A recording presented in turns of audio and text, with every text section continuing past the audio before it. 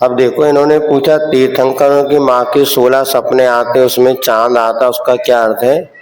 लेकिन अभी हमें चंद्रमा देखा होगा तो यही मानना पड़ेगा कि वो जो तीर्थंकर बालक को जन्म लेने वाला है पूर्ण चंद्रमा होता, चांद भी नहीं होता, शायद पूरा चंद्रमा होता है 16 कलाओं से युक्त। अर्थात वो जन्म लेने वाला बालक सभी प्रकार से अच्छे सद्गुणों से संपन्न होगा और उसके पास सारी सारी कलाएं स्वयमेव उसको उत्पन्न हो जाएंगी। तीर्थंकरों को कभी से किसी गुरु के पास जाके शिक्षा नहीं लेनी पड़ती, वे स्वयं अपने आप में परिपूर्ण रूप से ज्ञान को धारण कर लेते हैं। आई बात समझ में? और सुनिएगा, अब इकट्ठी रख लो, एक साथ सबकी ले लेंगे, वो बेचारी परेशान हो जाएगी वैसे तो। हाँ ले, वो एक तो ले आओ, बाकी और कुछ। हाँ चलो जल्दी रख दो अब बेटा, क्या वो सब देखो। अब जिसको चाहिए इकट्ठी कर लेना, एक साथ लेके आना है ना। अब लिखने वाले भी सुन लो हमारी बात पहले। तो 16 स्वप्न में चंद्रमा देखने का अर्थ ये हो सकता है कि संपूर्ण कलाओं से युक्त उसका जीवन होगा और वह तीर्थंकर को कभी किसी से शिक्षा प्राप्त करनी नहीं पड़ती। एक बहुत अच्छा संस्मरण सुनिएगा, हमने पहले भी सुनाया होगा। आचार्य महाराज हम लोगों को सिद्धवर कूट में परीक्षा मुख ग्रंथ का स्वाध्याय कराते थे और जब उसका स्वाध्याय कराते समय आचार्य महाराज ने एक बार बताया कि ऐसे मुनिराज होते हैं जिन्होंने कभी किसी ग्रंथ का स्वाध्याय नहीं किया। जिन्होंने कभी किसी ग्रंथ का स्वाध्याय नहीं किया और कोई महान ग्रंथ नहीं पढ़े, किंतु कोई किसी भी ग्रंथ का प्रश्न पूछ ले, कहीं की भी जानकारी पूछ ले, वो सब कुछ उसका जवाब दे देते थे। इतनी उनके पास प्रज्ञा श्रवण नाम की रिद्धि हो जाती। हमने पूछा ये रिद्धि कैसे प्रकट होती है, तो आचार्य ने कहा कि यह जो है, जो व्यक्ति जितना उसका चारित्र निर्मल होता है, जिस व्यक्ति का चारित्र निर्मल होता है, ज्ञान स्वयमेव प्राप्त होता है। ज्ञान की प्राप्ति के लिए हम जो पुरुषार्थ करते हैं ना, उससे ज्यादा महत्वपूर्ण है हमारे चारित्र की निर्मलता। अर्थात हम जितना हमारा आचरण पवित्र होगा, खान पान पवित्र होगा, जितना हमारा रहन सहन में पवित्रता होगी, उतने हमारे जीवन में ज्ञान का विकास होता है। वैसे भी आप समझना, जो हम शिक्षा ग्रहण करते ना, नीति ये कहती है उसमें शिक्षक का हाथ कितना होता है, मात्र 25%। 25% शिक्षक सिखाते हैं, 25% व्यक्ति स्वयं अपनी प्रतिभा से सीखता है और 25% उसका विनय से सीखता है और 25% अभ्यास से। 4 बातें हो गई ना, गुरु से 25%, स्वयं की प्रतिभा से 25%, 25% गुरु आपके प्रति विनय से और 25% अभ्यास से। आज अपन क्या सोच रहे हैं, अच्छी ट्यूशन पढ़ा दो, अच्छी स्कूल में भेज दो, लड़का होशियार बनेगा। कोई लड़का होशियार नहीं बनता। मात्र 25% किसी भी शिक्षा में शिक्षा का योगदान होता है, 75% तो हमारे भीतर की योग्यता होती है। लेकिन आज हम देख रहे हैं सब बच्चों को पढ़ाई, शिक्षा बस ट्यूशन, स्कूल इसी पे आधारित कर दिया। इसका ये दुष्परिणाम निकल रहा है, आज हमारे अच्छे संस्कारित बच्चे धार्मिक भावना से जुड़े हैं किंतु बेचारे मंदिर भी नहीं आ पा रहे। इसी समय परीक्षा रख दी, अनेक प्रकार की, जो सुबह स्कूल जाओ, फिर दिन भर ट्यूशन पढ़ो, फिर ये करो, तो धार्मिक अनुष्ठान में वो भाग ही नहीं ले पा रहे हैं। भाव उनके बहुत है, लेकिन ये भी एक सबकी धारणा, मुझे धारणा को मिटाना चाहिए कि टीचर और कोचिंग से ही हमें अच्छे नंबर आते हैं। बस धारणा किसको मिटाना, बच्चों को नहीं, बच्चों की मम्मियों को। यदि बच्चों की मम्मी ये धारणा बना ले कि मेरा बेटा बेटी बिना पढ़े ट्यूशन के भी अच्छे नंबर ला सकता है, तो कई बच्चों की जिंदगी सुधर जाएगी। और ये मानना कि टॉप 10 में जितने बच्चे आते हैं उसमें 10 में से 9 बच्चे वो होते हैं जिन्होंने कभी ट्यूशन कोचिंग क्लासेस नहीं पढ़ी।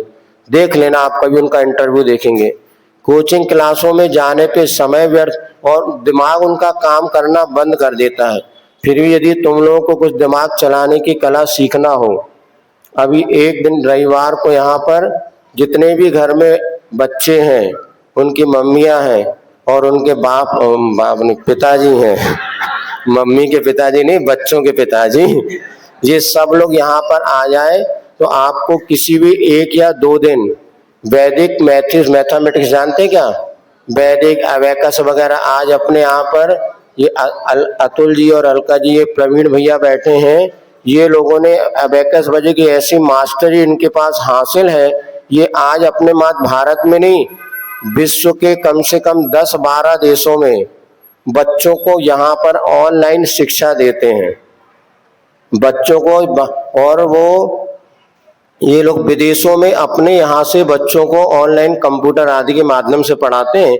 वो यहाँ पर शिविर में 10 दिन है, तुम लोग लाभ लेना चाहो तो प्रवीण भैया, ये तो इन्होंने कई लोगों को इसको शिक्षा सिखाई है, विद्या, इसके माध्यम से कई लोग अपने शिक्षा के क्षेत्र में आगे बढ़ कर के बहुत, लेकिन इसका समय कब रहेगा, 8 से 10 शाम को 7:30 से लेकर या 8 बजे तक जो प्रवचन वगैरह होता है, या कुछ ऐसा सेटिंग बनाना पड़ेगा। यदि आप लोग चाहो तो 2-3 शनिवार रविवार 2 दिन भी यदि बच्चों या आप लोग सीखना चाहो तो ये लोग आपको सिखाने के लिए तैयार है। समय थोड़ा निर्धारित करना पड़ेगा क्योंकि दिन भर की व्यस्तता, लेकिन ये सब सिखाएंगे तो लौकिक शिक्षा जो आपके काम आएगी और जो आप अपने बच्चों को भी सिखा सकते हैं, बच्चे भी सीख सकते हैं।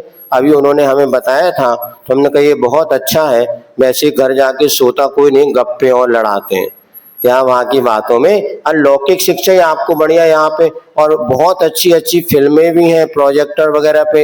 ये अतुल भैया वाले सब बात हुई थी, इन्होंने बहुत अच्छे पाठशाला के कार्यक्रम वगैरह वो करा सकते हैं। शिक्षाप्रद यहाँ पर प्रोजेक्टर बुला लो या बड़ी LED लगा, आप लोग करो। अब हमें ध्यान ही नहीं रहा कि अपने पास इतने बढ़िया खिलाड़ी हैं, ये सब क्रिकेट खेलने वाले, मतलब शिक्षा के क्षेत्र में धुरंधर हैं और ये सब काम कर सकते। यहाँ पर अगर आप लोग मन बनाओ तो कल जैसे जो भी प्रवचन थोड़ा उसका देख करके एक समय सेटिंग करके, या जैसे अपनी ये क्लास आरती के बाद आधे घंटे, वो आधे घंटे में कुछ नहीं होगा, कम से कम 1 घंटा 1.25 घंटा तो चाहिए है। ऐसी कोई योजना बना लेंगे तो बता देंगे और बच्चों को भी इसमें लाएंगे तो बच्चे और बड़े सभी लोग लाभ ले सकते। बच्चों से ज्यादा बच्चों की मम्मियों को पढ़ाना जरूरी है, जिसमें कि वो बच्चों को ट्यूशन ना भेजें। पिताजी के पास बहुत पैसा हम समझते हैं, किंतु बच्चों को विकलांग हम क्यों बनाएं। बहुत पैसा इसका ये थोड़ी ना कि उनको ट्राईसाइकिल पर चलाया जाए, सुन नहीं रहे। बहुत पैसा हमारे पास तो बच्चों को ट्राईसाइकिल होता है ना वो खिसकाने वाली, उसमें चलाओ भैया, बहुत पैसा तो बढ़िया नहीं। अपने स्वयं सक्षम बनने दो बच्चों को, ट्यूशन के जाल से बचा करके। इस प्रकार से कोई नई शिक्षा आप ले सकते हैं। कल जैसा निर्णय होता भैया जी से और चर्चा करके समय की एक सेटिंग बना देंगे। तो है दोपहर को 1:30 से 2:30 आ सकते हैं क्या? तो बच्चे तुम लोग आ सकते हैं, स्कूल पढ़ने वाले विद्यार्थी 1:30 से 2:30 चाहो तो। हाँ बड़े, यही सब बड़े बैठे 15-20 यहाँ भैया लोग बैठे आ जाए तो 1:30 बजे से 2:30 बजे तक। यदि सुनो 20 यदि 30-40 भी बच्चे होते हैं तो हमें 30-40 चलेंगे, क्योंकि 1:30 से 2:30 वो समय दे सकते हैं। 1:30 से 2:30 में अगर 30 बच्चे भी तैयार होते हैं, कब? रविवार शनिवार, कल की छुट्टी है ना, सरकारी छुट्टी नहीं है कल, तो रविवार को मात्र 1 दिन की। हाँ कल यदि आ सकते हैं तो आप 1:30 से 2:30 आ सकते हैं कल। क्या तुम्हारे हाँ टीम तो रहने दो, चलो देखते हैं। जो 1:30 बजे से 1:30 से 2:30 तक कोई आ सकता है, देख लेंगे फिर बताते हैं जैसा होगा। चलिए और चर्चा। चलिए आप दिन में सुनो, ये इसने लिखा है आप दिन भर इतनी क्लास लेते तो थकते कि नहीं? जब आप लोग दुकान चलती है दिन भर ग्राहकी करते तो थकते कि नहीं? दीपावली का सीजन आता ना, अब देखो यदि घर में बिटिया की शादी हो, बेटी की शादी हो, बेटा की शादी, दिन भर आप मेहनत करते कि नहीं करते? सुन नहीं रहे हाँ तो थकते हैं क्या? जब सारंग थकान कब होती? जब दीपावली हो जाए तब। लेकिन जब 10 दिन दुकान चलती उस दिन किसी को थकान? पूछो ना, ये बैठे लक्ष्मी वाले दिन रात हम लोग ने जब दुकान की, उस समय रात में 12 बजे तक दुकान समेटते थे, फिर सुबह 9 बजे खुल जाती थी। क्या होता है, अभी 10 लक्षण पर्व का समय है। अब हमें पता है लेने वाले अभी लाभ ले रहे हैं तो थकान तो होती है, लेकिन वो थकान भी एक प्रकार से आप लोगों का चेहरा देख के भग जाती है। आप लोग लाभ ले रहे हैं तो हमें देने में उत्साह आ जाता है। सब थकान तो हो जाती है, हमें भी लगता है शाम को लंबे हो जाओ बस। 10 लक्षण क्यों मनाया जाता है, ये कब प्रारंभ हुआ? वैसे तो अष्टानी का आदि अनादि अनिधन पर्व है। 10 लक्षण के विषय में ऐसा सुनते हैं कि जब ये अवसर्पणी काल समाप्त होता है उस समय जो है अग्नि आदि की वर्षा होती है। इसके बाद जो है भाद्र सुदी पंचमी से वो पुनः नवीन अच्छी अच्छी वृष्टियां प्रारंभ होती है और उत्सर्पणी काल का प्रारंभ होता है। तो चूंकि उस समय 49 दिन तक शुभ वृष्टि होती है और नई युग का प्रारंभ होता है, इसलिए ऐसा करने की इसका कोई विशेष आगम प्रमाण, सुनो सब लोग हमारी तरफ वहां देखने लग गए, तो विशेष कोई आगम प्रमाण नहीं है, किंतु ऐसा सुनते हैं। बाकी 10 धर्म होते हैं, 10 धर्मों को चूंकि साल में 3 बार 10 लक्षण पर्व आते हैं, लेकिन भादों का हम लोग अति उत्साह से मना लेते हैं, क्योंकि इस समय सारे के सारे सांसारिक कार्य जो बंद रहते हैं, ब्याह शादी होते नहीं, सब फ्री बैठे हैं, तो सीजन ज्यादा रहता नहीं तो कर लेते हैं। 16 कारण के व्रत तीनों के करो या एक शाखा के करो, कुछ भी करो, करो तो पुण्य सब में लगेगा। 16 कारण के व्रत तीनों शाखा के करें कि एक शाखा में बस करने से एक सब पुण्य लगेगा। एक बार खाओगे तो पेट भरेगा कि 3 बार खाने में पेट भरेगा? एक बार में भर सकता है, कोई लोग 3 बार खाते तब पेट भरता है। तो आपकी विशुद्धि हो तो एक बार में इतना पुण्य संचय कर सकते हैं, और 3 बार करो तो और ज्यादा पुण्य का संचय होता है।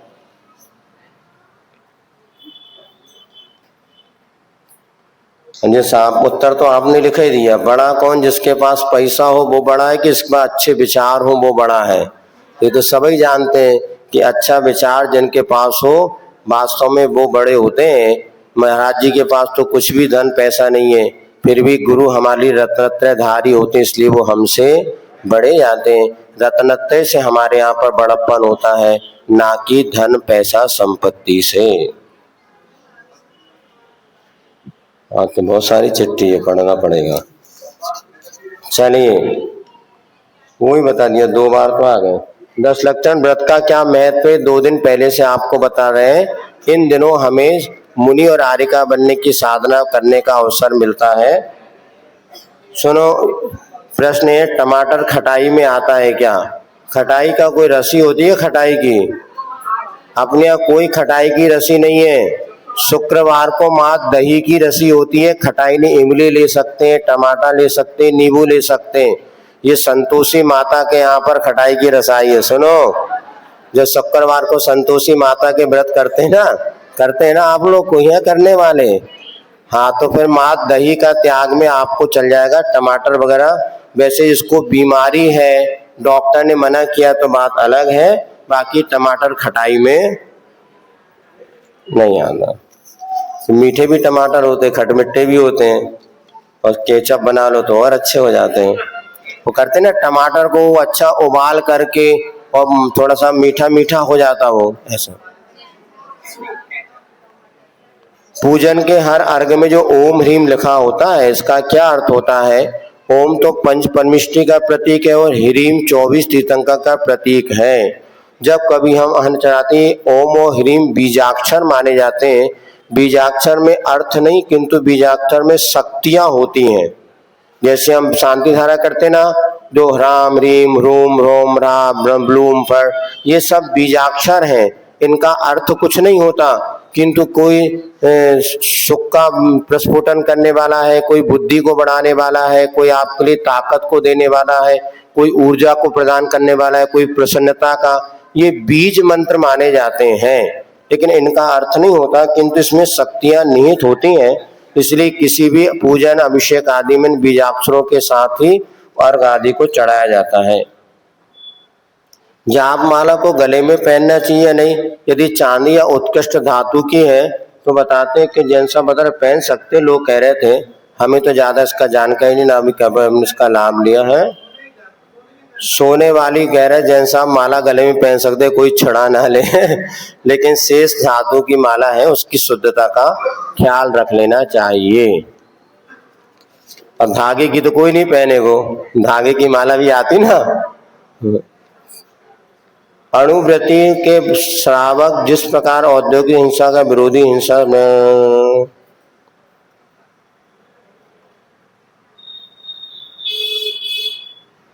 देखो, श्रावक को जैसे अहिंसनीय श्रावक के अहिंसा अणुव्रत होता है, उसमें संकल्पी हिंसा का त्याग होता है। मैं किसी को जानबूझकर नहीं मारूंगा, लेकिन चलते समय मर गया तो उसको कोई त्याग नहीं है, एक इंद्रिय। इसी प्रकार इनका पूछना है, क्या श्रावक के अचौर अणुव्रत में सत्य अणुव्रत में कोई छूट है? हाँ, सत्य अणुव्रति ऐसा झूठ नहीं बोलेगा जिससे किसी को फांसी लग जाए, लेकिन घर में थोड़ी बहुत झूठ बोलना पड़ता है तो बोलेगा, व्यापार में झूठ बोलना है तो बोलेगा, लेकिन उसके लिए ऐसा झूठ नहीं बोलेगा किसी को फांसी की सजा हो जाए, किसी का प्राण निकल जाए, ये ऐसा झूठ नहीं बोलना। इसी प्रकार अचौर अणुव्रत में क्या करेगा, वो बिना पूछे मिट्टी और पानी तो ले सकता है, लेकिन और कोई वस्तु किसी की बिना पूछे नहीं लेगा। जिसे किसी के मालिकाना हक हो ऐसी वस्तु बिना पूछे वो नहीं लेगा। मिट्टी जल मृतिका बिन और नहीं कछु गए अनतना, ऐसी चोरी नहीं करेगा कि जिससे किसी को झटका लगे। अब अपने माने घर परिवार है, अब मम्मी के पास पूछो पैसा कहाँ से आता, माँ के पास पैसा कहाँ से आता बताओ। और पापा को कई बार पता चलता, कई बार नहीं भी पता चलता। अब तो जमाना बदल गया, महिलाएं भी कमाने लगी, लेकिन पैसे पुरुषों पर आधारित होते थे, तो थोड़ा बहुत वो निकाल लिया तो उसमें कोई चोरी का दोष नहीं, क्योंकि पुरुष जो धन कमाता है उसमें उसमें पत्नी का अधिकार होता है, उन्हीं का ही होता है। देखो सेठ जी से पूछो, गृह लक्ष्मी तो वो ही मानी जाती है। घर में मालकिन पैसा कहते थे पहले, मालकिन कहाँ है? मालकिन सुन नहीं रहे तुम लोग। हर महिला मालकिन मानी जाती थी, और जो धन आता था पुरुष उन्हीं को। हमने तो आंखों से देखा है, जो पुरुष वर्ग होते थे कमा के लाते, पूरा गिनते नहीं थे, वो तो सीधे रख दिया, तुम गिन के गड्डी बना के शाम को बता दियो कितने क्या है। पहले ऐसा भी होता था। अब लेकिन सबके मन में किसी को किसी के प्रति विश्वास नहीं बचा। लेकिन वास्तव में तो महिला थोड़ा बहुत पैसा निकाल भी लेती, वो परिवार और घर, उसमें चोरी का उनको अणुव्रत में छूट है, इतनी चोरी तो कर सकते हैं। और भी अनेक प्रकार के देखे तो उसमें कोई बाधा नहीं। चलिए अब इधर की चिट्ठी उठा लें। जब हमारे जीवन में प्रतिकूल बनती है तब सब किनारा कर लेते हैं। जब हम सुखी होते हैं सब साथ होते हैं। हमने पहले ही बताया था, बारात हो निकलती ना, सुनो, बारात निकली, किस किस की निकली? क्यों भैया निकली ना। अब बारात में बताओ, दूल्हा आगे होता है कि बाराती? और दूल्हा कहाँ रहता? अर्थात जब जीवन में सुख के क्षण आएंगे ना, दुनिया तुम्हारे साथ आगे आके नाचेगी, और जब कोई मर जाता तो मैयत निकलती तो मुर्दा कहाँ रहता? और जनता। इसका अर्थ स्पष्ट है, दुख में दुनिया सब पीछे हो जाएगी, कोई साथ नहीं देगा। हजारों दर्द मंद मिलते हैं, काम के लोग चंद मिलते हैं, और मुसीबत का वक्त आता है तो अपनों के भी दरवाजे। इसे ध्यान रखना, ये संसार का सत्य है, इसे कोई नहीं बदल सकता। हमें इसलिए तो वैराग हो गया। जिसकी ये चिट्ठी है वो बेटा ये सत्य को समझ लो, और कोई भी जब तुम्हारा दुखी प्रतिकूल परिस्थिति आएगी, कोई सहारा नहीं बनेगा, ये मान के चलो। और सबसे बढ़िया आपकी है क्या? किसकी है ये चटनी?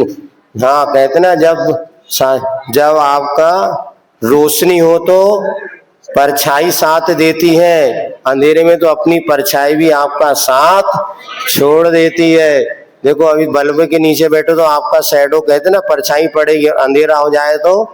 बेटा ये सब किसका है? जिसका भी हो। हाँ, ये सब संसार का सत्य है। बहुत अच्छा, बहुत अच्छा। इसलिए संसार के सत्य को जानो, निराकुल रहो, ऐसा ही वस्तु स्वरूप विचार खुशी से। शब्द किसी की नहीं कहो, हम भी किसी का साथ नहीं देते, दूसरों की क्या अपेक्षा कर रहे हैं? हम भी दूसरों के दुख में भाग जाते हैं और सुख में आगे आगे। बुंदेलखंडी कहावत है, खीर में सौंज और महेरी में जब कभी निमंत्रण आ जाए, अरे हमको नहीं बुलाया, हमको नहीं बुलाया, और मंदिर में दान, एक ने कलश की बोली ली, पूरा खानदान आके फोटो खिंचाने आता है। एक ने शांति द्वारा, पूरा खानदान आ जाएगा, और जब दान की बात हो तो भैया तुम ही तो कौन, हमने कही थी। ऐसा होता है, ये संसार का स्वरूप है, टेंशन नहीं लो और बढ़िया सोचो, ऐसा ही होता है यही। इसीलिए तो हम लोग को वैराग हुआ, नहीं तो काय को वैराग होता बताओ। राग और मोह में क्या अंतर है? राग, मोह जो है चिपकाता है और राग उसको अच्छा बुरा कहता है। मोह के उदय में, सुनो, मोह के उदय में गाफिलता होती है। जैसे ये पुस्तक कितनी अच्छी है, ये राग है, मेरी पुस्तक किसी को नहीं दूंगा, ये मोह है। मोह में अपनापन होता है, राग में अच्छा और द्वेष में बुरापन होता है। उदयावली उदयावली 6 में क्या अंतर है, ये अलग से आके पूछना है, तुमको काली नहीं याद आ जाएगी। उदयावली के नाम से वो काली याद आ जाएगी, रहने दो। सभी तीर्थंकर क्षत्रिय हैं यदि, तो उस समय जैन जैन एक कहना चाहिए धर्म या संस्कार पद्धति है, क्षत्रिय आदि वर्ण व्यवस्था थी। तो जैन धर्म को अंगीकार करने वाले क्षत्रिय, ब्राह्मण, वैश्य और शूद्र जब भी सभी होते थे। ये पहले ये इस प्रकार से कर्मानुसारणी व्यवस्था थी। लेकिन अब जैसे जैन कुल में जन्म लिया, वही जैन कहलाता है। यही परंपरा वर्तमान में प्रचलित है, उसको स्वीकार कर लेना चाहिए। सभी तीर्थंकर ने क्षत्रिय कुल में जन्म लिया था। क्षत्रिय उसे कहते हैं जो कि देश की रक्षा करता है। तो सभी राजा थे। नेमिनाथ भगवान ने यादव वंश में जन्म लिया था, ऐसा समझना चाहिए। सामायिक में ध्यान करना चाहिए, जाप। सामायिक में जाप भी कर सकते हैं, ध्यान भी कर सकते हैं, 12 भावना का चिंतन कर सकते हैं, जो आपने कक्षा में पढ़ा उसका स्मरण कर सकते हैं। सामायिक में हजारों भेद हैं, इसलिए सामायिक में क्या करना अलग अलग, और सामायिक में कुछ भी नहीं कर सकते हैं। हमने पढ़ा था ना, चलो फिरो मत हिलो डल। एक दिन सामायिक चर्चा, ये किसका प्रश्न है? एक दिन सामायिक चर्या यहाँ पाठ 2-3 बार करा चुके, और एक दिन अपन करेंगे तो सामायिक में क्या करना क्या नहीं करना सब उसमें बताया।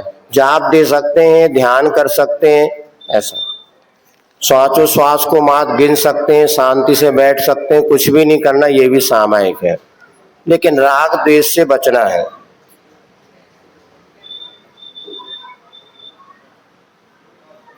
अच्छा करे तो डांट पड़ती है, अगर ना करे तो डांट पड़ती है, तो क्या करें बताओ। अच्छा ही करो, जब दोनों में पढ़ना है तो बुरा काहे को करो, अच्छा ही करो, पढ़ने दो।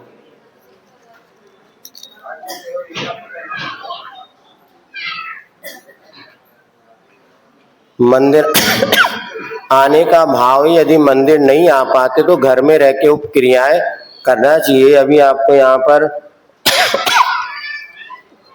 वैसे मंदिर आने का पुरुषार्थ करना चाहिए। नहीं आ पाते तो क्या करें, घर में जिनवाणी रख करके पूजन पाठ, विनती स्तुति आदि, जाप माला पाठ आदि कर सकते हैं।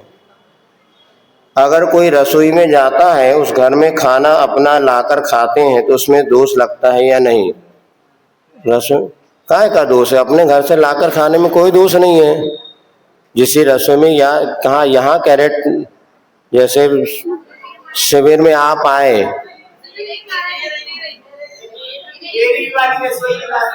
कौन सी रसोई?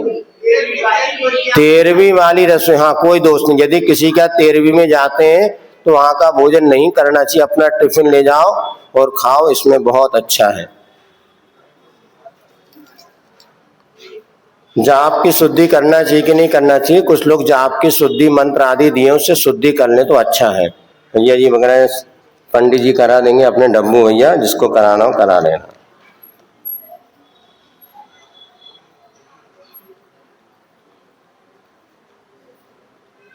अब ये कोई भी प्रायश्चित वगैरह होता है ना, वो अकेले में या वैसे मंच पे कोई प्रायश्चित नहीं दिया जा सकता। किसी के द्वारा कोई हिंसा में निमित्त अगर बने हैं तो अलग से प्रायश्चित होता है। सामूहिक मंच पे कोई प्रायश्चित विधि, मंच पे जो दिए ना 3 कायोत्सर्ग, वही प्रायश्चित होता है, 4 कायोत्सर्ग।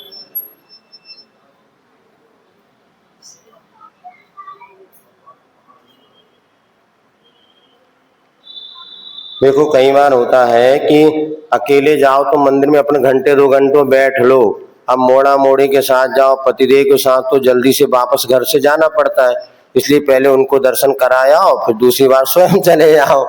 क्या करोगे, परिस्थिति जैसी वैसा निपटारा करना पड़ेगा। इसीलिए दोनों परिस्थिति को देखकर विवेक से काम करो। कोई विशेष प्रश्न दमदार नहीं है ना, इसलिए अब ये 16 भैया देखो, हम ये 16 के आटे की पूड़ी बन गई बिना कपड़े पहने। अब हमने तो कबू करी नहीं, हमने बनी बनाई खाई है। कबू हमने कोई 16-17 पाले ही नहीं, क्योंकि स्कूल में पढ़ते पढ़ते घर छोड़ दिया और यहाँ आके बनी बनाई मिली। कभी हमें ज्यादा 16-17 का ज्ञान नहीं। जो लोग व्रती हैं उन श्रावकों से मिलो और उनसे चर्चा करके अपने विवेक से हर कार्य में विवेक का जरूर ध्यान रखना चाहिए। गर्भ से ही संस्कारित करने और तीर्थ बंदना पूजा आदि साथ कराने पर ही बच्चे अगर बड़े होने पर मंदिर भी नहीं आ पाते, फिर क्या करें और कौन सा पुरुषार्थ धर्म से जुड़ जाए। हम व्रत उपवास कर लेंगे ऐसा कहते, घर का माहौल खराब हो जाता है। अब देखो, ये मानना है अपना कोई अशुभ कर्म का उदय है कि हमने सारा का सारा अच्छा पुरुषार्थ किया, फिर भी परिवारजन वैसे नहीं मिल रहे, बच्चों में वैसे संस्कार नहीं पड़ रहे। इसका एक ही समाधान है, सुनो। जिनके घर में पुरुष हैं, महिलाएं हैं, बच्चे धर्म से नहीं जुड़ पा रहे, तो उनके लिए हम क्या करें। आपके कहने से वो नहीं मानते तो एक ही उपाय है, सारे विकल्प छोड़ो और उनको साधुओं की आप जो सत्संगति में उनको आप लेकर के आओ। यदि आपका एक बार पुरुषार्थ सफल हो गया तो आपको कुछ भी मेहनत नहीं करनी पड़ेगी। हमारी सुनो, एक बार सांगली में हम पहुंचे थे, एक बेटी आकर के हमारे पास रोने लगी। हमने बोले क्या बात है बेटा। बोले महाराज मैं व्रत लेकर के आरिका बनना चाहती थी, किंतु मेरे माता पिता तैयार नहीं थे। एक बार वो मुझे किसी रिश्तेदार के यहाँ पर ले गए और उन्होंने कहा कि तुम्हें शादी करना ही पड़ेगा, और मेरा जबरदस्ती उन्होंने उसके कथन अनुसार मेरा विवाह कर दिया। अब चूंकि मैं वहां पर, चूंकि आचार्य महाराज तो इधर उत्तर भारत में है, दक्षिण भारत में कोई व्रत का भाव भी बना ले तो इतना जैसे अपने अनुकूल माहौल वहां है ही नहीं। अब वो अकेली बेटी ने भाव बनाया, फिर जब उसका नहीं हो पाया तो उसने कहा हम क्या करें। तो आखिर उसका विवाह हो गया, लेकिन किस्मत से उसका पति जो मिला वो व्यसनी था, शराब भी पीता था, कभी मंदिर नहीं जाता था। और बोले रोने लगी, महाराज मेरा कैसे पाप कर्म को मैं क्या करूं। तो हमने कहा कोई बात नहीं, तुम अपने पति को एक बार हमारे पास आ। बोले महाराज वो कभी नहीं आ सकते, मैंने कई प्रयास किए नहीं। हमने कहा चलो आशीर्वाद लो, एक बार और प्रयास तो करो। कहना चलो महाराज जी के दर्शन करने सदलगा में थे, आचुषी के जन्मभूमि में। और हमने कहा एक बार मन बना, तुम सारे पुरुषार्थ छोड़ो, कमी मत कहना, मंदिर जाओ, दारू मत पियो, कुछ मत कहो, सिर्फ कहना एक बार मेरी वजह मेरे लिए मेरे गुरु के पास दर्शन करने चलो। वो तुम्हें बाहर भी छोड़ने आ जाए तो एक बार उनको अंदर लेके आना, यही पुरुषार्थ करना। उस बेटी ने यही पुरुषार्थ किया, वो एक बार हमें पास उनके पति को लेकर के आ गई। नहीं, किस्मत की बात उस दिन हम बहुत बिजी थे, फिर हमने किसी दूसरे महाराज जी के पास उनको पहुंचाया, उन्होंने बैठे कुछ चर्चा की। फिर वहां पर 7 दिन का श्रावक शिविर लगने वाला था। वहां पे जो आचार्य महाराज के आश्रम शिक्षण शिविर लगता था। और वो सुनो बच्चों, सुन तो लो, हमारी बाद में पॉइंट पढ़ लेना, यहाँ बैठे हो सुन लो। और वहां पे क्या मन की चंचलता नहीं, स्थिरता से बैठो। बेटा तुम लोग शिविर में हो क्या? तो धोती होती कहाँ है? शिविर में हो क्या तुम भी हो? जो शिविरार्थी हैं उनको शिविर के लिए जो वस्त्र वही पहन करके आना अनिवार्य है, घर में रखने के लिए थोड़ी ना दिए, अच्छे पहन कर है। किताब बैग लेकर के आओ। सुनो, बैच और बैच काय के लिए दिए? बैग में रखने के लिए क्या?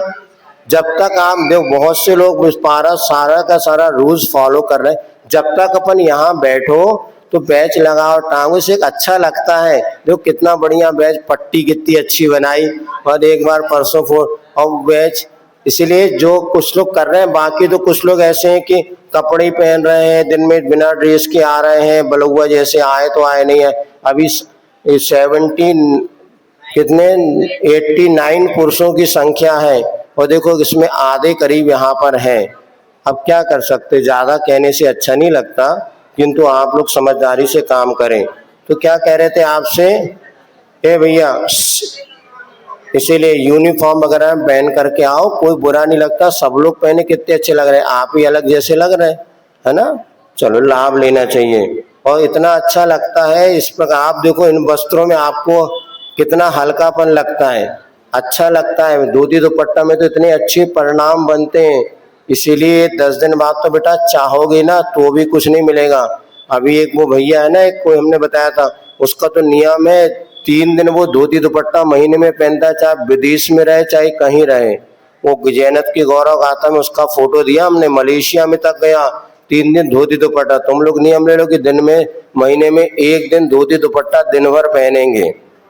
देख के तो देखो, संडे को कोई भी दिन पहनो, आहार करा के आए या नहीं भी है तो वो तो पूरा विदेश भी जाता ना, उसकी फोटो उसमें छपी है, देखना जैनत की गौरव। और वो अभी कहो आएगा एक आध दिन दर्शन करने। 13 साल की उसने बिजनेस शुरू किया था, आज 22 साल का है और पूरे विश्व में उसका बिजनेस फैला हुआ है। ऐसा संस्कारवान कभी आलो कि पूरा हमने एक लेख दिया जैनत की गौरव गाथा में, देखना आप पता चलेगा। नाम उसका कुछ है वो याद नहीं। हाँ ऐसे बच्चे, चलो तुम्हें एक दिन बैठने में शर्म आ रही है तो क्या हो गया, ये हाँ वो बेटी लेके आई जब हम, तो फिर दूसरी बार 7 दिन के शिविर में उन्होंने उसको लेकर के बोले महाराज आए तो है, लेकिन उन्होंने कहा मैं एक आध दिन बैठा तो बैठा, पक्का नहीं है। मैंने कोई बात नहीं, आज हमारे पास बैठा, उसको थोड़ी देर चर्चा की, समझाया, कुछ नहीं समझा। हमने कहा बहुत अच्छा आप आए, अच्छा लगा। 3 दिन वो शिविर में बैठा और चौथे दिन कह रहा अब मैं ज्यादा नहीं बैठ पाऊंगा, मुझे घर जाना है। लेकिन मेरे पास आया, बोले गुरुजी मैं आज से नियम लेता हूँ, मैं कभी शराब आदि सेवन नहीं करूंगा और कभी मिथ्या देवी देवताओं की आराधना अब मैं छोड़ता हूँ, अपने आप सत्संगति से। तो यदि आपका पुरुषार्थ सारे फैल हो चुके हैं, अब एक काम करो, महाराजों की माताजियों की संगति में आप उनको ले जाओ। गर्मियों की छुट्टी में मायके जाने की अपेक्षा आज 2-4 दिन गुरुओं की संगति में ले जाओ, आचार्य महाराज की संगति में लाभ मिलेगा। वहाँ नहीं जाएंगे फिर हम, तो यहाँ के बाद सीधे कमरे में जाएंगे या एक आध आरती करा लो, वहाँ आरती के लिए अलग से नहीं जाएंगे, जहाँ हम बैठे वहाँ आरती करा लो। तो कर्म बड़ा के भाग उदाहरण के साथ, क्या हो गया, कर्म बड़ा है कि भाग्य बड़ा है। सुनो, दोनों की अपनी अपनी भूमिका है। अब यहाँ पर आए आप, भाग्य और कर्म लगभग एक ही चीज है। इसको ऐसा पूछना था, भाग्य बड़ा कि पुरुषार्थ, इसमें दोनों की अपनी अपनी भूमिका है। कभी भाग्य बड़ा होता है तो कभी पुरुषार्थ बड़ा होता है, समय समय पर उसका परिणाम निकलता है। उदाहरण में आपको समझना हो, ये किसी शिविरार्थी का प्रश्न है क्या, चिट्ठी विट्ठी सी बनाया कंजूस ने, है? आप देखो, एक तो आपका पुरुष भाग्य तो था कि गुरु यहाँ पर आइए, हमारा भाग्य है, और फिर इसके साथ पुरुषार्थ आपका था, पूर्व का पुण्य माने भाग्य, और आप पुरुषार्थ नहीं करते तो शायद यहाँ पर नहीं बैठते। तो पुरुषार्थ और भाग्य दोनों की संयोजना होती है। कभी जैसे ऐसा भी होता है, जो आप पढ़ करके गए वही परीक्षा में आ जाता। कई बार कितना भी पढ़ो पर चलता वो नहीं आया जो आपने पढ़ा था, वो आया जो नहीं पढ़ा था। तो पुरुषार्थ बहुत क्या है, किंतु भाग्य साथ नहीं देता है। कई बार कुछ भी नहीं करो तो भी भाग्य ऐसा साथ देता है कि जहाँ पैर पटको वहीं पैसा निकलता है। वो आर के मार वाले, किशनगढ़ वाले बता रहे थे, हमने जब पहली बार खदान खरीदी और हमारे दूसरे बंधु ने खदान खरीदी, उसने ग्रेनाइट की खदान खरीदी थी और 80 लाख में, और उसमें सामान पत्थर निकला और उसके 80 लाख के 50 लाख पैदा नहीं हुए। और हमने सामान पत्थर की खदान खरीदी थी 20 लाख में, उसमें ग्रेनाइट पैदा हुआ और 20 लाख का हमें खरीदी थी, 80 लाख उसमें मिल गए। अब ये किसको कहोगे, पुरुषार्थ तो दोनों ने किया था, किसी का भाग्य साथ दे गया तो चौगुना लाभ हो गया। जिसका भाग्य, ध्यान भक्ति का निधन का कम नहीं करते रहते व्रत समय धारण कैसे, कोई अपने अपने कर्मों का क्षय किसी पूछ के पूजा आपको करें।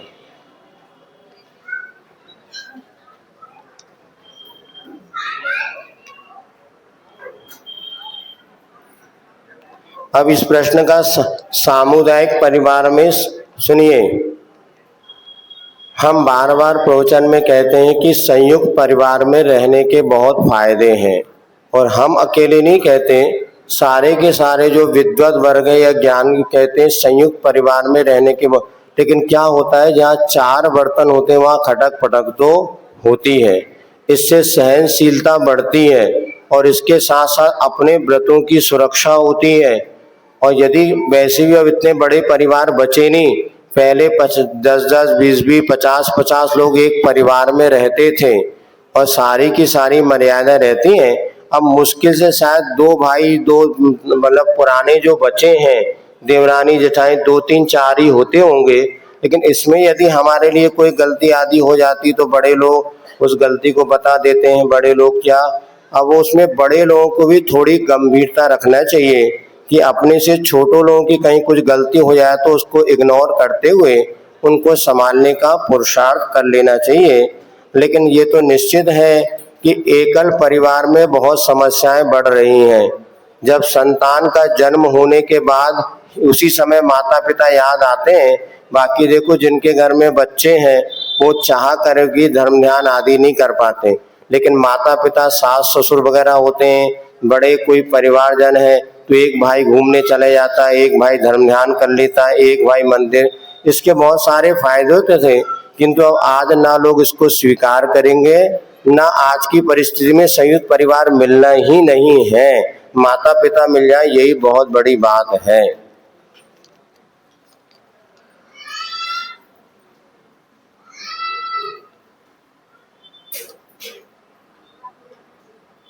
ये 2 प्रश्न बड़े लोगों की चिंता है। एक तो ये है कि कोई आदमी जैन धर्म अपनाना चाहे तो क्या जैन धर्म उसे अपनाएगा।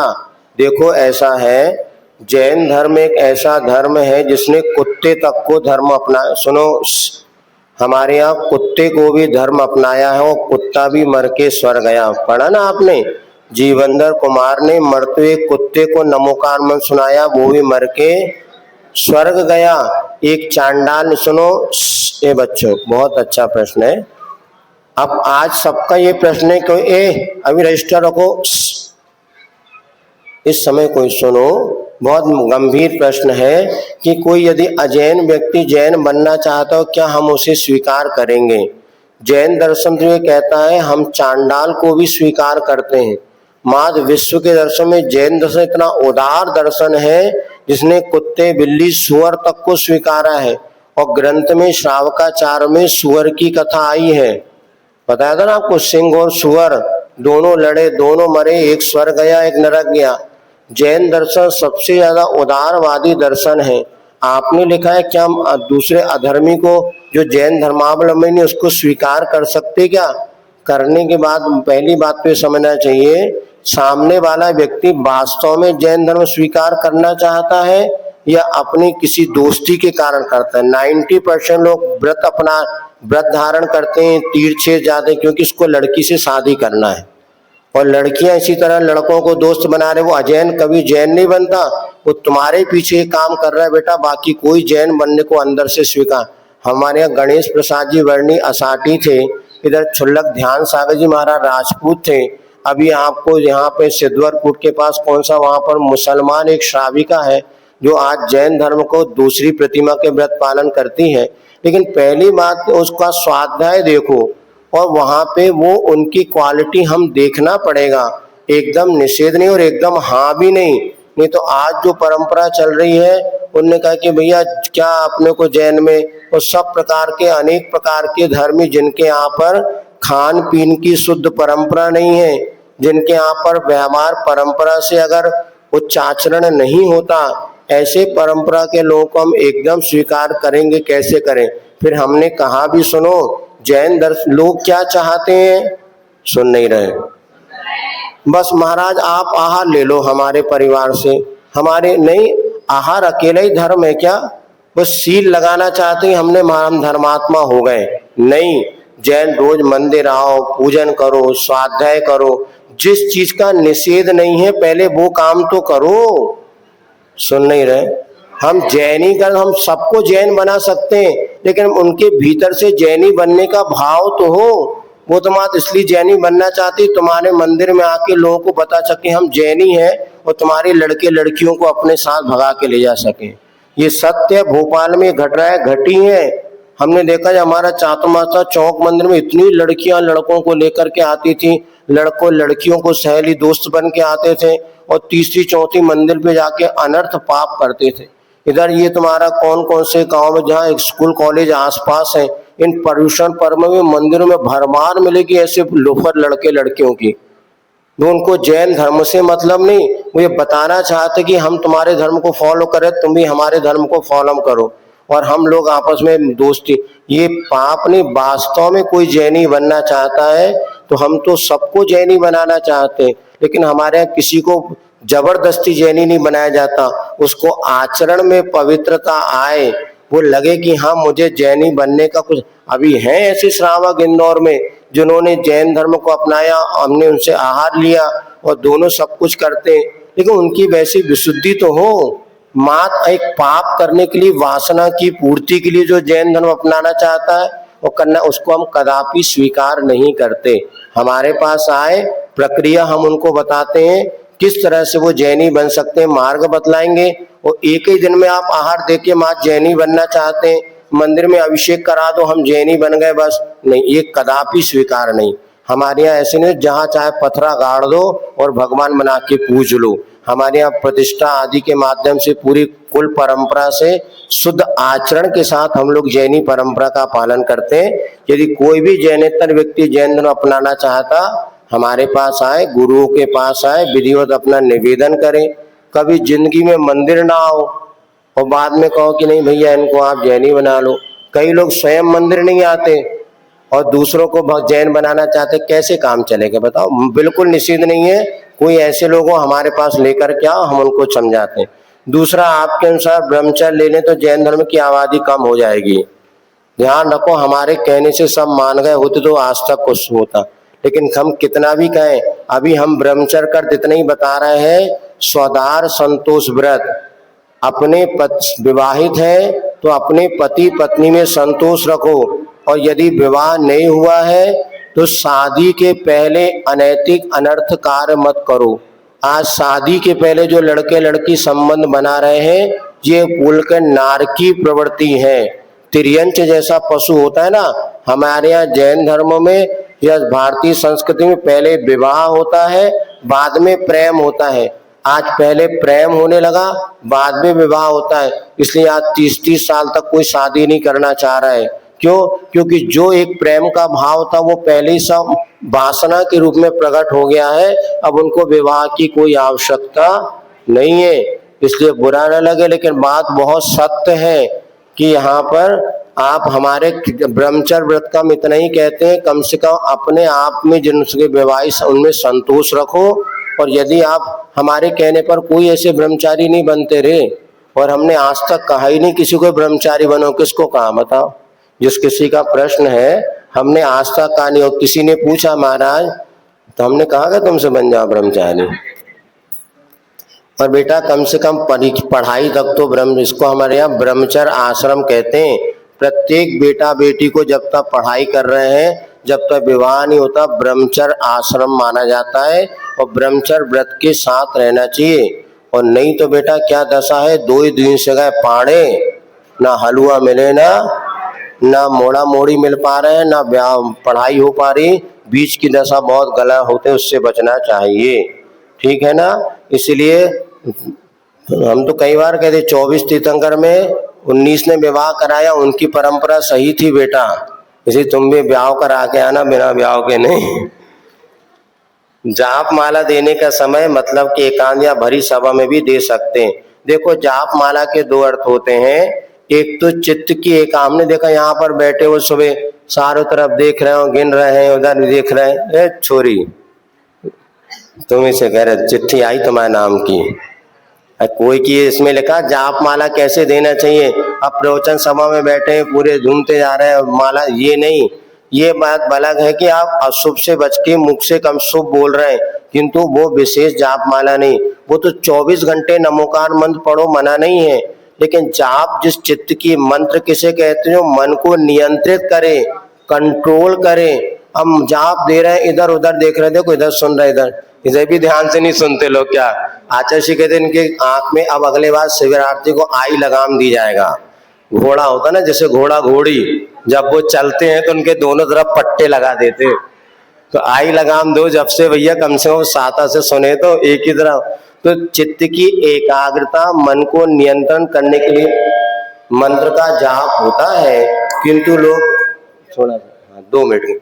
तो मंत्र का जाप हमारे मन को नियंत्रण के लिए होता है, इसलिए एकाग्रता पूर्वक एकांत में आंख बंद करके जाप करने से आपको 100 में से 100 नंबर मिलेंगे। और यदि आप यहाँ पर ऐसे देखते करें 100 में से 33 नंबर तो मिलेंगे, लेकिन 66 नंबर में फेल रहोगे। इसलिए 100 में से 100 नंबर चाहिए तो क्या करना, आंख बंद करके एकांत में मन की एकाग्रता पूर्वक जाप देना चाहिए। मीठा सोडा खाने के योग है कि नहीं? मीठा सोडा तो हमारे ख्याल से खा सकते हैं, और विशेष जानकारी आपको जिन केमिकल वालों से पता करनी होगी। हमने देखा ढोकला वगैरह बनाते ना, उसमें मीठा सोडा डालते हैं और वो फुल अच्छा बन जाता है, नहीं तो इतना कड़ा होता है कि दांत टूट जाए लेकिन वो ना टूटे। 10 लक्षण पर्यूषण में क्या अंतर है? हमारे यहाँ पर दिगंबर परा में इसको 10 लक्षण धर्म कहते हैं। श्वेतांबरों में 8 दिन के पर्व मनाए जाते हैं, और वो कहते हैं इस दिन हम तपते हैं, इसलिए उनके यहाँ पर्यूषण कहा जाता है, अपने यहाँ 10 लक्षण पर्व कहा जाता है। हमें पर्यूषण ना कह के 10 लक्षण धर्म हम मना रहे हैं, 10 लक्षण व्रत मना रहे हैं, ऐसा कहना चाहिए।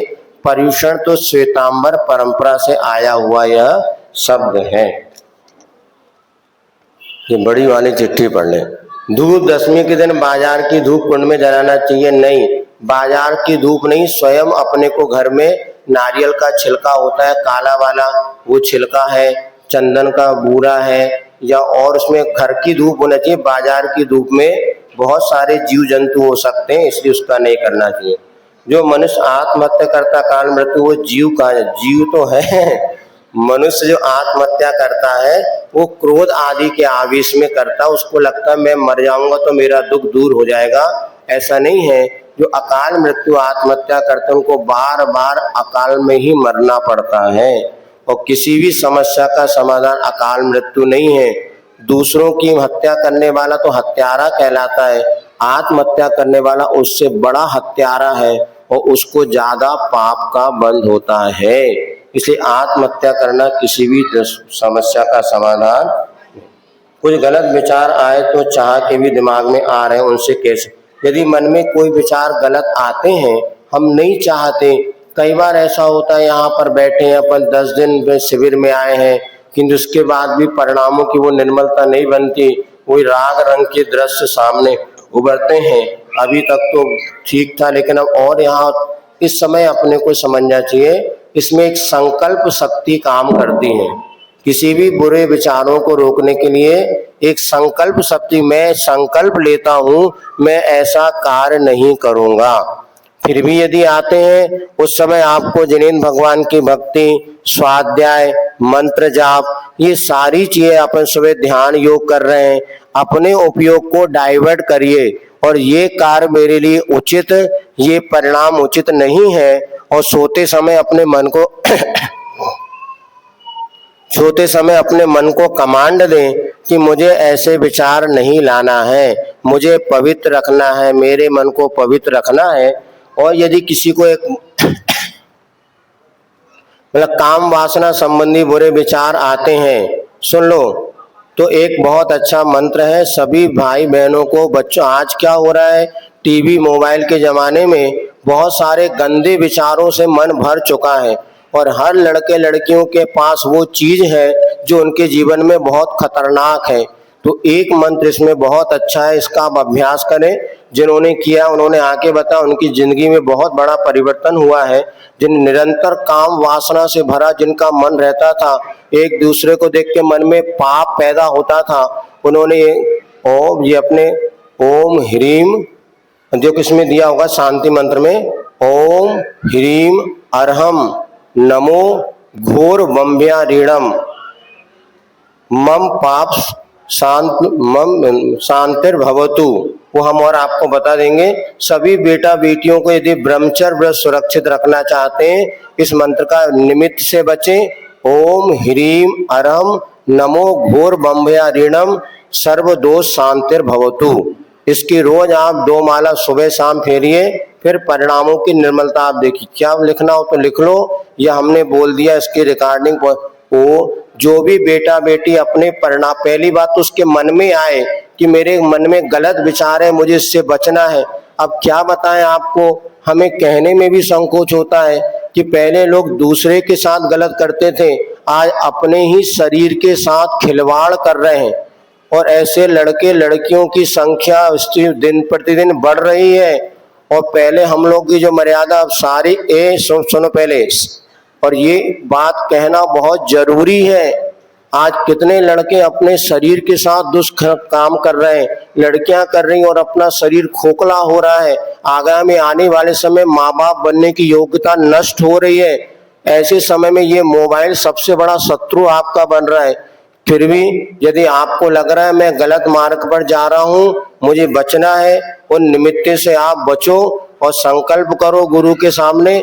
और फिर ये मंत्र जो आपको दिया जा रहा है, ओम ह्रीम अरहम नमो घोर बम्भ्या ऋणम सर्व दोष शांतिर्भवतु, इसका आप जाप करेंगे, अनुभव करेंगे कि आपके भीतर है कि ऐसी चेतना जागृत होगी, ऐसा आत्मविश्वास जागृत होगा कि जो आपकी गलत प्रवृत्तियां जाने अनजाने में या अज्ञान के कारण आप प्रवृत्ति कर रहे हैं, उससे आपकी प्रवृत्ति दूर होगी और आप स्वयं अपने आप में हल्कापन महसूस करेंगे कि मैं पापी नहीं हूँ, मेरा पाप मुझसे दूर हो रहा है। ऐसा हम यही चाहते, कई बार हमारा भाव होता है इन बेटा बेटियों को बुला के समझाएं, लेकिन ऐसी स्थिति कि वो आते ही नहीं है। और कितने पाप में आज लोग फंस रहे हैं, हमें सब पता है, सब सुन लेते हैं, समझ लेते हैं, किंतु जिनको हम समझाना चाहते वो सभा में आते नहीं, आते भी हैं तो अच्छे से सुनना नहीं चाहते। और ये बात जिन्होंने कहा है, ये तो कई बार नहीं चाह के गलत विचार जीवन में आ रहे हैं। इससे बचने का एक उपाय है, संगति से अच्छी रखो। दूसरा, आपके मोबाइल की बुरी स्मृतियों को आप छोड़ो। और तीसरा, इस मंत्र का जाप करो, सत्संगति करो और गुरुओं की संगति से आप बैठ करके, जैसा कल हमने बताया था, अपने पापों की ग्लानि कर उसे छोड़ने का संकल्प करेंगे तो बहुत जल्दी आपके जीवन में सफलता मिलेगी। तो आने वाले समय में 25-30% बच्चे माता पिता बनने के योग रहेंगे, बाकी सब नपुंसकता को प्राप्त हो जाएंगे, इसमें कोई दो मत नहीं है। जिस तरह से आज गलत माहौल दुनिया में चल रहा है, ना लड़कियां माँ बन पाएंगी और ना लड़के बाप बन पाएंगे, क्योंकि जब कम उम्र में अपने शरीर के साथ खेलकाल करते हुए वो अपने आप को नपुंसक बना लेंगे और फिर आज में विवाह होने के बाद भी किसी तरह से योग्य माता पिता बनने की योग्यता उनके पास नहीं रहेगी। आज हमें संभलना होगा और अपने माता पिता परिवार के सानिध्य में रह कर के हम ये बात, जितने हॉस्टलों में या अकेले लड़के लड़कियां रह रहे हैं, वहां पे पहले जब शादी होती थी तो लड़के लड़की शादी करते थे। अब खेत की बात है, लड़के लड़के शादी कर रहे हैं, लड़कियां पति, मतलब अभी गे बन गए ना, गे, और बढ़िया लड़के लड़के शादी कर रहे हैं और लड़कियां लड़की। ये क्या हो रहा देश का? ये हमारी भारतीय परंपरा नहीं है। अब हॉस्टल में रहने वाले लड़के लड़के गलत काम कर रहे हैं, लड़कियां गलत काम कर रही हैं, और हमें कौन बताता है? आप ही लोग आके बताते हैं। आश्चर्य लगता है ये क्या अनर्थ हो रहा है, कैसे अपने आने वाली पीढ़ी को संभालें। हम तो कई बार व्यथित होते हैं, लेकिन बाद में ये सोचते भैया विनाश काले विपरीत बुद्धि, ना माँ बाप की बुद्धि समझ रही है ना बेटा नहीं समझ, जब दो ही नहीं समझ रहे हम बीच में काहे को दिमाग खराब करें। लेकिन बहुत विचित्र स्थिति है, बड़े बड़े हॉस्टलों में जाके आप देख लो, सुन लो, ऐसी दुर्दशा फैली है। अच्छी IAS करने वाले, MP UPSC बड़ी बड़ी पढ़ाई करने वाले बेटा बेटी इस अनर्थ पाप में जुटे हुए हैं। इसलिए बचो और बहुत अच्छा आप सत्संगति करो। यदि अपने मन में कोई गलत विचार आ रहा है उसको रोकने के लिए इस मंत्र का जाप करो। अंतिम एक चिट्ठी है, इसके बाद कोई चिट्ठी नहीं है। किसी प्रकार की हरी पत्ती सुखाने पर हरियाई में लिया जाता नहीं। यदि कोई भी पत्ती सूख जाती है, हरियाई में नहीं आता, जैसे हरा मटर सूखने के बाद नहीं आता, इसी प्रकार कोई पत्ती भी हरियाई में नहीं आती। इस प्रकार से आपका समय हो गया, और समय तो नहीं हुआ, चलो ठीक है, एक आध दो प्रश्न हम हो गया, कोई बचा तो नहीं है? कति चिट्ठी है तुम्हारी? ये सारी चिट्ठियां इतने हो गई, कहाँ है तुम्हारी? कहाँ प्रश्न क्या था बोलो? इसमें चिट्ठी में सारी बता दें हमने, और कुछ छुपी तो नहीं कहूँगी। ये अब ये दे रखी 2-3 चिट्ठियां एक ही भी दे दो, मतलब चलो अच्छो है, लोग ध्यान से सुन ही रहे। ये धूप अनल में खेने में कर्मों को नहीं जलाएगी, इसका अर्थ क्या है? देखो धूप जो होती है ना, माँ धूप खेने से कर्म नहीं जलते, लेकिन अपने को तप के द्वारा कर्म झड़ते हैं। तो जो लोग मात क्रिया में धर्म मानते हैं उनके लिए कहना ये धूप खेने मात से कम नहीं जलाएगी, क्योंकि धूप के साथ साथ हमें कर्म निद्रा का भाव होना चाहिए। ये आध्यात्मिक जैसी पूजा है, क्रिया कांड को यहाँ गौण करते हुए परिणामों की निर्मलता की बात कही गई। अच्छी कही, बहुत हाँ बहुत अच्छा है। यही तो मात कर, हाँ मात धूप खेने से कर्म नहीं जलेंगे, साथ साथ हमारे परिणाम भी निर्मल होना चाहिए। तपस्या करेंगे तब हमारे कर्म जलेंगे, ऐसा कहने का भाव। वेदी के पीछे साथियां बनाना चाहिए क्या? नहीं, नहीं बिल्कुल नहीं बनाना चाहिए। कई जगह मान्यता बनाते उल्टा सीधा साथियां, इतने मंदिर में नहीं बनाने लगो, नहीं तो कल से लाइन लग जाए। वो तो मूर्ख लोग हैं, एक ने देखा तो दूसरे को करना है। इनको कोई ये साथियां आतियां जहाँ कहीं चलता है वो इसलिए कि तुम उस क्षेत्र से जुड़े रहो, अक्षय आदि का ऐसा बवंडा बनाया जाता है, किंतु वास्तव में वेदी को छूना भी नहीं चाहिए, दूर से परिक्रमा करना चाहिए। लेकिन लोग का मन था भगवान ही छू रहा, वेदी पे मूड पटक लो कम से कम। कई लोग ऐसे ऐसे करेंगे, बिल्कुल मूड पटक के खड़े हो जाएंगे। भगवान दूर से बैठ के नमोस्तु करने में भी उतना आप पुण्य कमा सकते हैं, इसमें कोई बाधा नहीं है। चलिए कल अपन जो आपको प्रश्न पूछा था कुछ और पूछ लेते हैं। बिना पैसे का हॉस्टल वो है जेल, और बिना पैसे का हॉस्टल है जेल, और पैसा देकर कैद होने का स्थान, पैसा देकर के कैद हो जाते हैं वहां पर सिनेमा घर। सिनेमा घर में पैसा देते और 3 घंटे के लिए बाहर से वो ताला।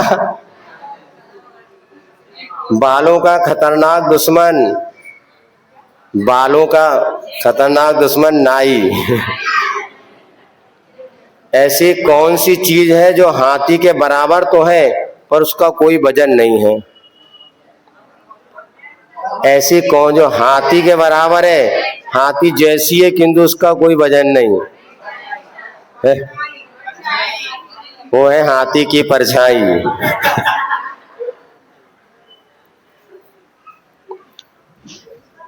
ऐसा क्या है जो व्यक्ति के जिंदा रहने पर और मरने रहने पर दोनों शरीर में और कंकाल में एक जैसे दिखते हैं? दांत, दांत। जिंदा में और मरने के बाद दोनों दांत में कोई अंतर?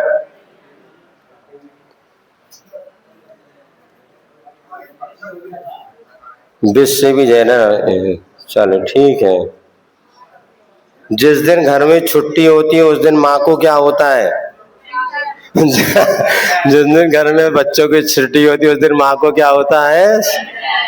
हाँ ठीक है।